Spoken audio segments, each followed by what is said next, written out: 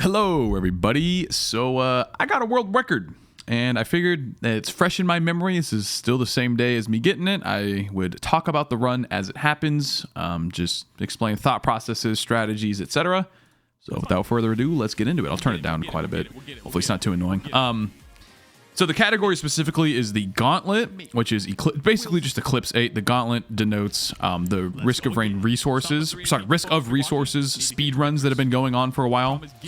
We've been doing some competitive head-to-head stuff. If you watch my content, you know exactly what I'm talking about. So the Gauntlet is just if you die, instead of losing the run, you simply get 5 minutes added into the in-game timer up here, and it does not affect your difficulty whatsoever, because normally as time goes on, difficulty gets harder and harder. But, dude, I was about to reset here. Let me talk about the run real quick. I was about to reset right here. You can see my face. I am so glad I didn't. But it just goes to show there's a ton of stuff that goes into a speed run and how it's different from actually competing for the world record. The Gauntlet, as I was just talking about, is basically just regular Eclipse 8. That's all you have to know. Regular, good old-fashioned Eclipse 8 difficulty, which if you don't play Eclipse or if you don't even play Risk of Rain 2 in general, Eclipse is the hardest difficulty in the game. The monsters are way faster, way harder. Just everything's harder. Eclipse is the maximum difficulty, we'll call it. So I didn't reset that run, even though I was a little bit tilted. This was towards the end of the stream, by the way. I was like 2.5 hours in. And anyone that speedruns anything knows that, you know, you're going to, anything that has RNG base in it, Risk of Rain 2, lots of RNG, you're going to reset constantly and constantly. So I was about 2.5 hours into the stream already. I had a couple good runs. Not really. Today was a bit of a wash. It's kind of funny as far as the RNG on the other runs that I was having throughout the day. So I was not demotivated, but definitely not like pumped up, excited. There were a few other days where I had crazy RNG like all day and just couldn't get it. This was not one of those days.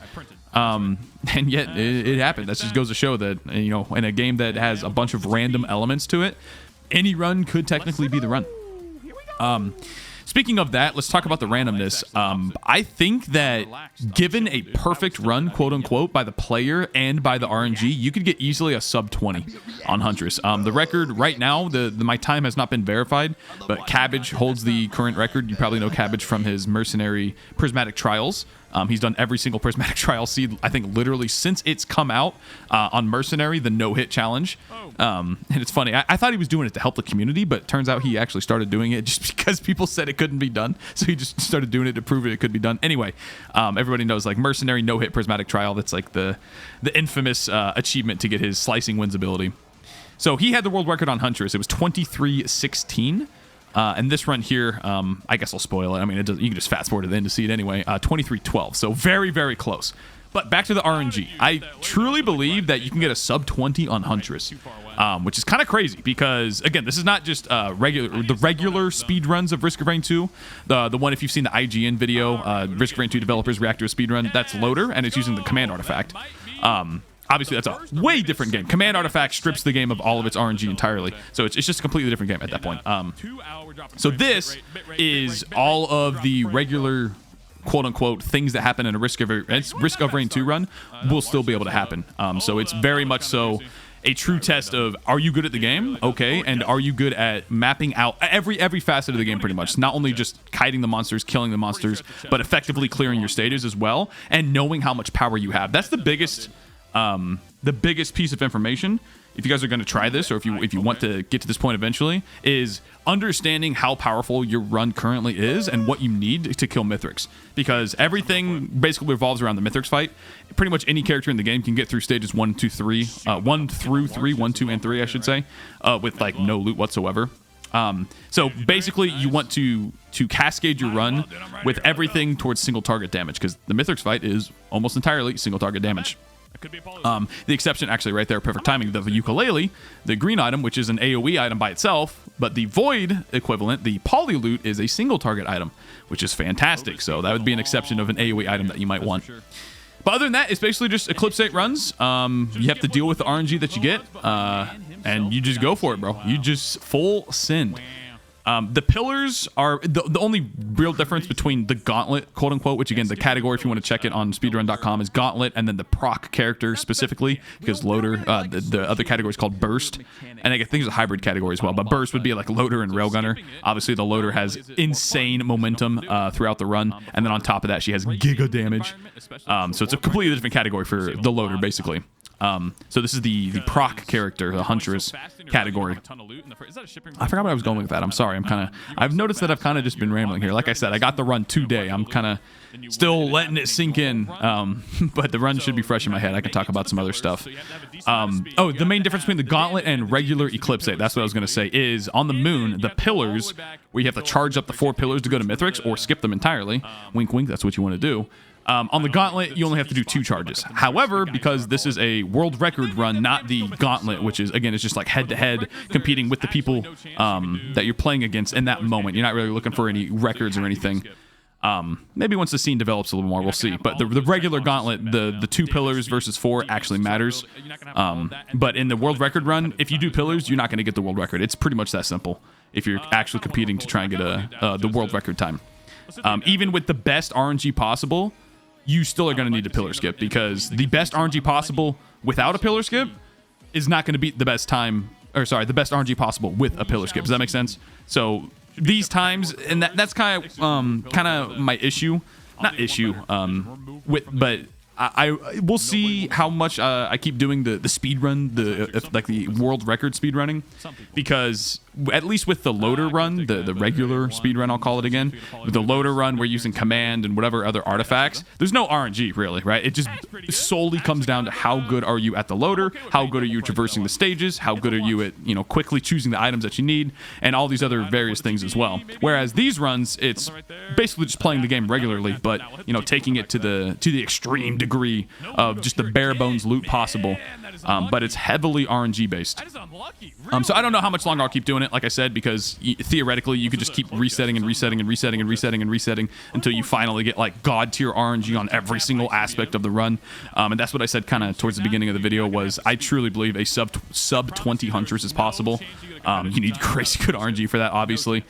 Yeah, I think it's possible. I'm having a lot of fun. It's kind of refreshing to play this game super fast. I've never quite played it this fast. I would say my average times were, and I've done a lot of runs getting up to this run. A lot of close runs too. A lot of close ones, which I'm sure I'll put out a separate like edited video detailing all the journey to get the world record, quote unquote. But I would say my average times are like stage 1, I was out about 3.5 minutes. Stage 2, I was out at about 7.5 minutes. I think this is actually like a 7.5 right now. Stage 3, I was out of there probably around probably 10 or 11. On stage 5, no later than 15 minutes. That was pretty much the average, I would say. Sometimes a little more, sometimes a little less, because you have to remember you have 90 seconds every single stage at a bare minimum to charge the teleporter. I guess that's also a difference between regular Eclipse and the Gauntlet. The Gauntlet, you can't use lunar items. That's a big discrepancy, obviously, because otherwise I'm sure you're typing, oh, why aren't you taking Shape Class? Oh, why aren't you taking Spinal Tonic, Gesture of the Drowned, Focus Convergence, which speeds up the teleporter charge. They're not allowed in the Gauntlet, so... And I think that's kind of fair, because lunar items are like, that's essentially a command artifact, quote unquote, because everyone that plays the game a ton is going to have a ton of lunar coins. If you don't have a ton of lunar coins, you can just edit them in, easy peasy. So if everyone has access to lunars, it's basically a command artifact at that point. Everyone's just going to stack Shape Glass, Spinal Tonic, and then just not get hit forehead. So I guess that's a major discrepancy as well between regular Eclipse 8 and then the Gauntlet, which is specifically the speedrun category for this one. But it's a lot of fun. It's a lot of fun because it does still really come down to just how good are you at the game. Not just playing your survivor, because the proc category I think has Commando, Engineer, Huntress, Bandit probably. Maybe Bandit's a hybrid character, I don't know.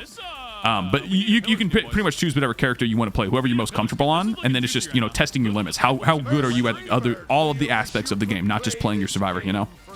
Traversing the stages is very important. Collecting all the loot, or not all the loot. That's actually a huge difference, and I guess I'll talk more about the speedrun specifically here, is because you're going so fast, you have to be really good at prioritizing the loot. Like, multi-shops are top tier. Stage 1, pretty much every single run that was pretty decent, I would say, had a multi-shop with at least one good item, right? If not 2 multi-shops on stage 1. If you don't see any multi-shops on stage 1, you might as well just reset. There's actually no point in continuing your run. Doesn't matter what stage you're on. I forgot my stage 1 in this run. I think it was Distant Roost. But I've had really good runs that start on every single stage. I don't think there's ever an instant reset stage. Siphon Forest would be the closest thing because it's so large. Siphon Forest is the DLC snow map. I'm freaking out over here because I have 4 watches. That's crazy. 9 minutes, we already have 4 watches. Speaking of which, watches are giga busted. Giga busted. Obviously, high risk, high reward, but you're going for the world record. You're already doing that in the first place. Speed is not as important as you may expect at first. This run was especially good because we got the energy drink printer on stage 1, which essentially just whatever comments I got on stage 1 were automatically going to be at least an energy drink, which is good. Don't get me wrong, like you need some speed, but you don't need a ton of speed. The damage is so much more important because you have to get a pillar skip, as I said, 5 minutes ago or whatever. You have to get a pillar skip in the first place. The best pillar skip equipment would be the vase, the eccentric vase, in which case you don't really need movement speed. During the Mithrix fight, as long as you have at least 1 Hopu feather, but not really, you don't even need that. You can pretty much dodge all of Mithrix's attack on default Huntress. Well, a default. Triple blink is not default, but anyone that plays Huntress seriously uses triple blink. So you can dodge Mithrix's attacks on Huntress without any speed items, so it's not as important as you may expect. But in this run, it's especially good because I have the Little Disciple, which is the boss item here from the Grove Tender. I forgot. Oh, it's a printer. It was a printer on this stage, and I already had, I think, a mired urn from the previous stage. That's exactly what happened. So the Dune Strider dropping a mired urn is like, in a regular run, that's fine, but in the speed run, it's pretty much garbage. It does very little damage overall, and you don't need the healing if you're playing correctly, obviously. But finding the Little Disciple printer on this stage, fantastic. Also opening that chest, getting an armor piercing. We got a Hopu feather from the TP event. Like, this run was very, very good. Not as good as it could have been. Not as good as it could have been, which I'm very excited to see how this shapes up, because I'm sure Cabbage will take the record back. Cabbage is just crazy at the game. I think he's the best player in the game. If you look at the speedrun categories, he has like a time in every single category. I'm playing Huntress specifically just because I love playing the Huntress. If you guys watch my streams, twitch.tv/Woolie Gaming, by the way, you know that whenever you click on my stream and I'm playing Risk of Ring 2, I'm almost always playing the Huntress. She's just the most fun to me. I enjoy some other survivors like Commando, Railgunner, occasional Bandit Run maybe, but for the most part I just play Huntress because I just love weaving in and out. You're always moving, you're always doing something. But I'm curious to see how these runs shape up, because while this run was very good, obviously it took the record, it's definitely nowhere near as good as it could have been. And you'll see towards the end why I say that. But here we go. We get another armor piercing round. Very, very, very valuable. Again, all of your damage is being set towards Mithrix, the single target damage. So armor piercing rounds, no exception. Very strong. You need a little bit of damage for the regular stages. Like a sticky bomb, perfect, like that. A little bit of crit. Watches, that's again why watches are so powerful. 20% base damage per stack. So all of your damage is increased for every single watch that you have. Crazy powerful. The fart symbol, I love that one. I think I actually do that. Let me fast forward through here. I missed a sub or something. Let me go back. You don't really need a lot of defense. You don't really need a lot of healing. In fact, on this run, I don't think I had any healing. I lose this elixir. Spoiler alert. I lose this elixir on, I think it's stage 5, the Zai Construct. Beautifully designed boss. Everybody loves the Zai Construct.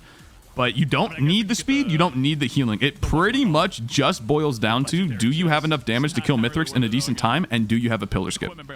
That's all there is to it. So single target damage is king, and you need a pillar skip. Vase, Milky Chrysalis, but with Chrysalis you need a fuel cell or a ton of speed to get up there in one go.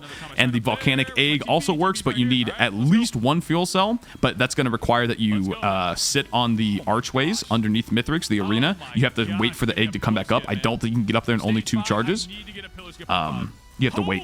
So you need at least like 2 fuel cells plus a little bit. I mean, the speed doesn't matter for the egg. I'm sorry, I'm rambling at this point. Anyway, the vase is the best equipment. That's all you need to take from this. The vase is the best pillar skip equipment, period.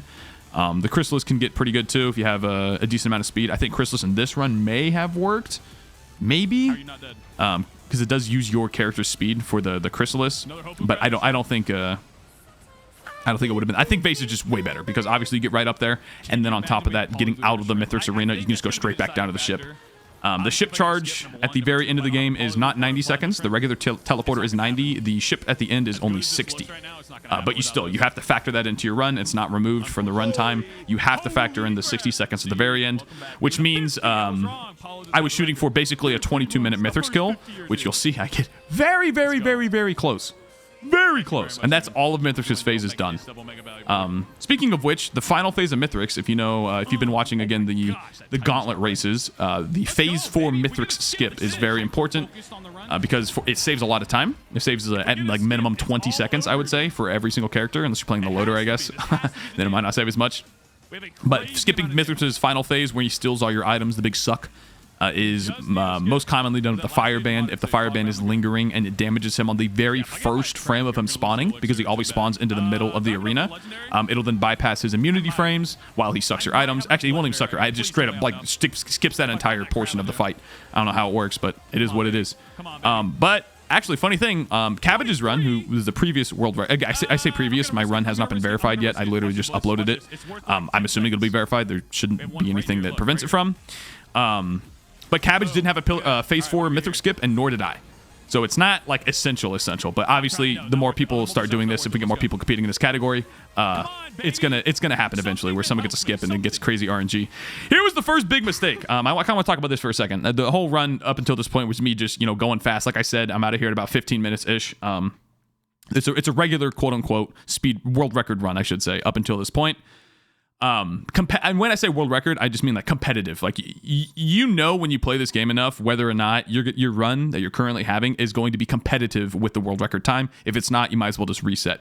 Obviously, it's way different for the risk of resources races where you're just competing locally against other people. Anyway, this was the first big mistake. I wasted probably a minute here. Let's see. When did I finish the teleporter? Right here.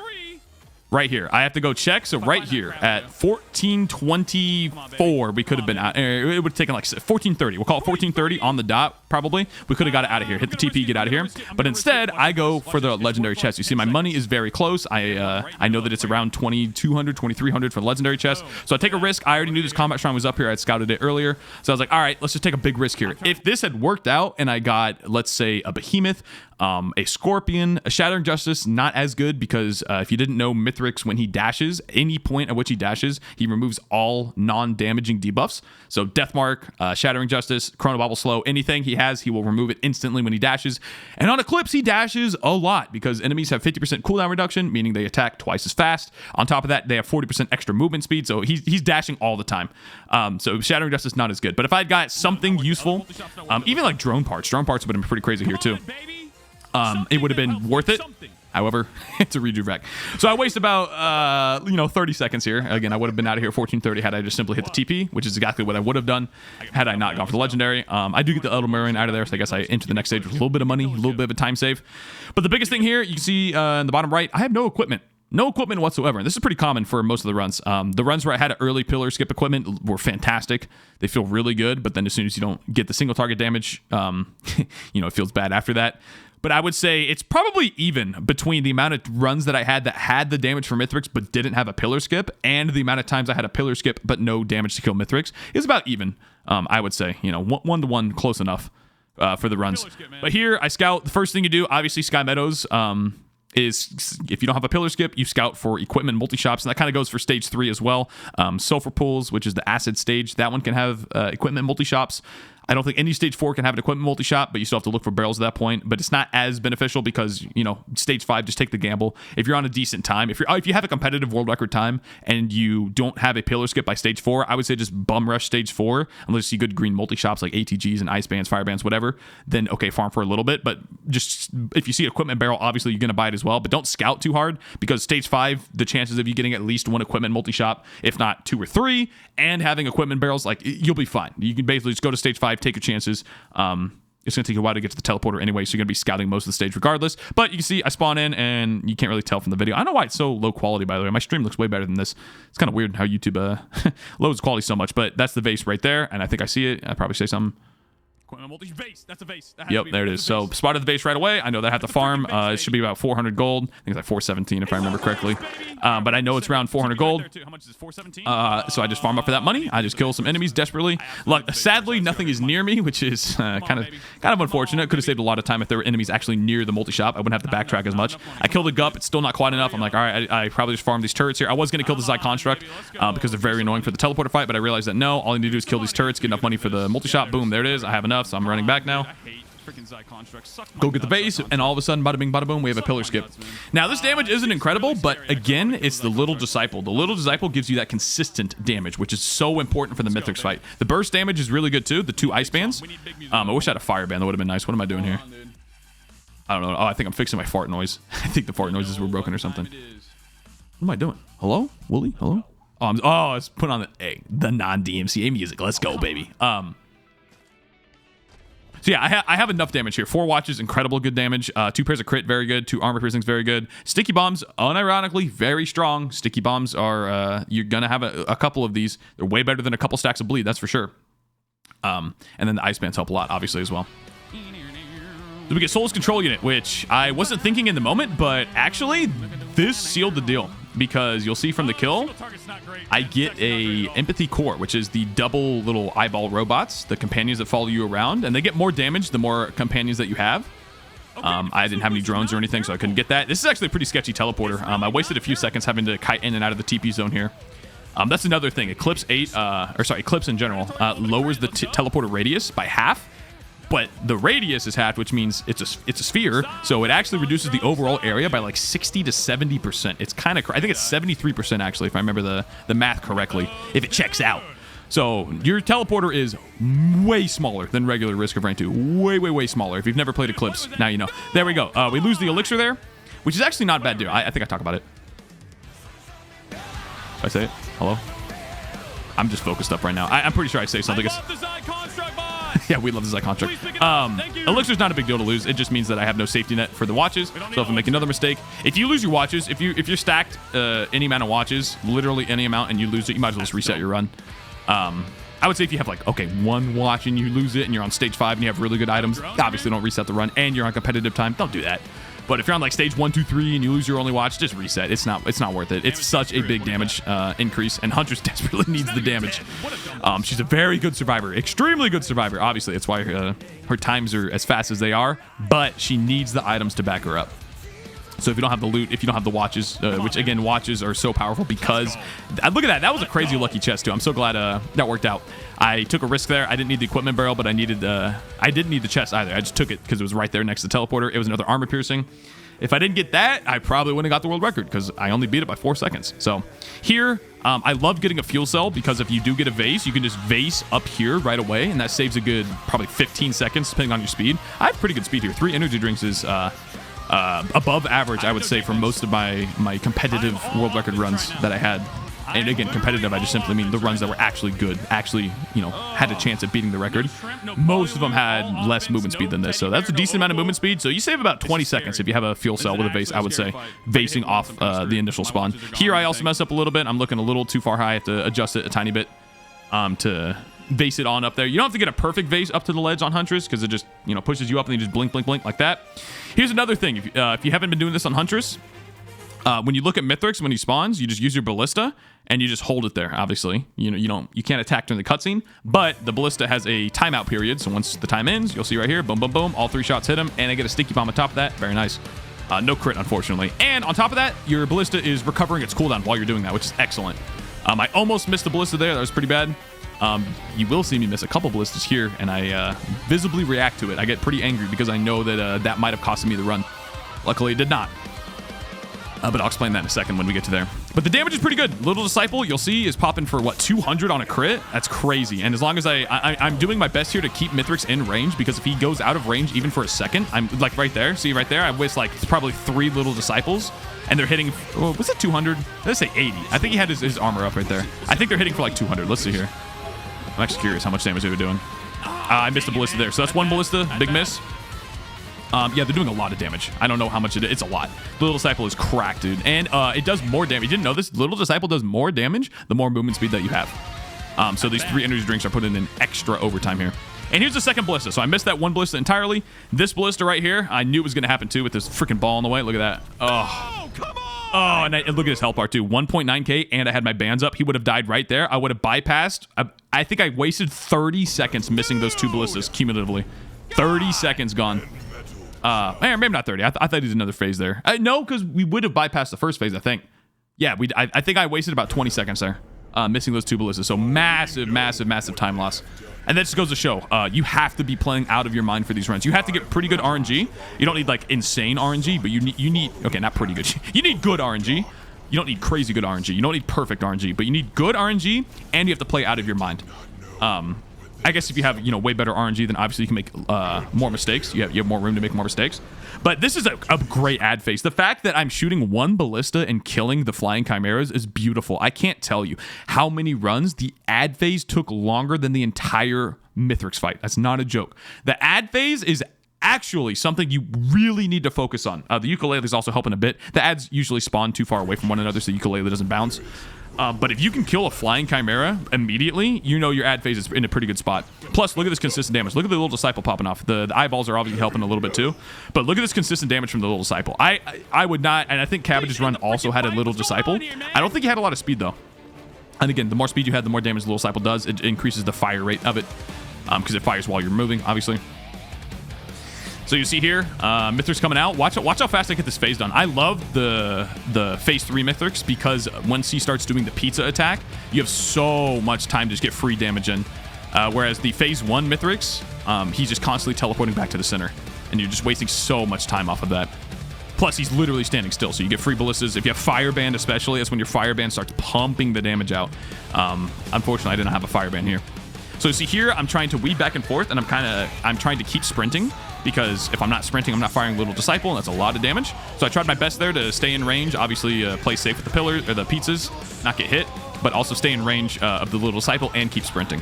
Usually with pizza phase, it's better to just not sprint. You just kind of walk and strafe Mithrix.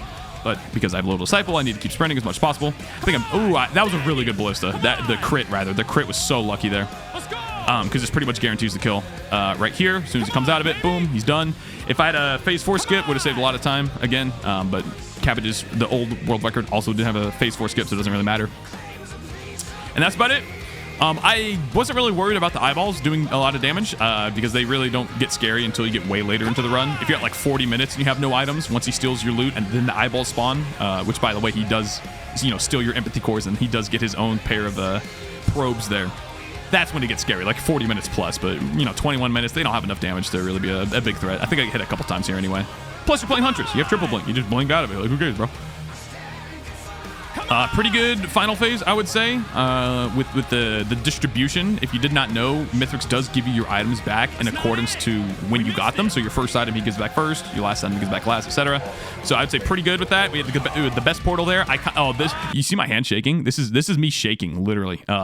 This is not me like wiggling my mouse intentionally for anything.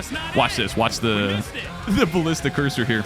I knew that I could use my vase in ballista, but I did not know that I couldn't access the base. So you see right here. Oh no, I can't use the base. That's what I thought I could use the base while I was holding the ballista. Turns out you can't do that. So I wasted about a couple seconds there too, which the seconds matter. I literally beat the record by 4 seconds. So seconds matter. I was really upset with myself here. And I thought I missed the record, which is towards the end of the video. I'll show it. But you see right here, like look how much I'm shaking right here. Look at that. Look at that. That's literally my hand shaking. That's crazy. I knew I was close. I wasn't looking at my time when I was fighting Mithrix. I looked at it at the start of the fight, and I was like, okay, I can beat it here. But we just missed it, man. I thought I missed it because the speedrun.com rules, I read them, and it said, obviously I read them, but when I read them, it said in-game time. So I thought it meant literally the in-game timer. But no, they used the post-game screen time, which was 23:12, I believe. But here, because it takes 60 seconds again. So I knew automatically as soon as I got here, it's not 23. I think Cabbage's time was 23:16. So it wasn't, 60 seconds past the point I got here. I didn't get it. But we ended up getting it, bro.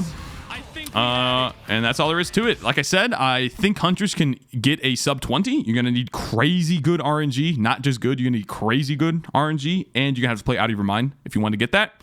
But I think Huntress has a sub 20 in her for sure. And dude, it's actually a lot of fun playing this. I'll save you the rest here because I pretty much talked about the whole run. I'm sorry if a few things were a bit rambly. I'll show you the final time. There you go. Barely. Come on, move it. Streamer. What? Hello. Show you the final time. Oh, I was on it. There's a different screen. Hold on. I should show it here. Oh, there it is, right there. 23:12. Sorry for a bit of the commentary here. It was a bit rambly. Like I said, I just did the run. So it's still kind of fresh in my mind. Wanted to get out of the way, but hopefully you enjoyed. There will be a edited. I don't know when this video will go live, but there will be an edited version of this same run with the previous attempts or some of the previous attempts, like the hype and the funny ones and the frustrating ones, whatever, the close ones. So look out for that video. This is the uncut record video with commentary. I might upload the uncut record without commentary as well, if you guys want to do that, leave a comment, I guess, if I haven't done it already. So thanks for watching. Peace out.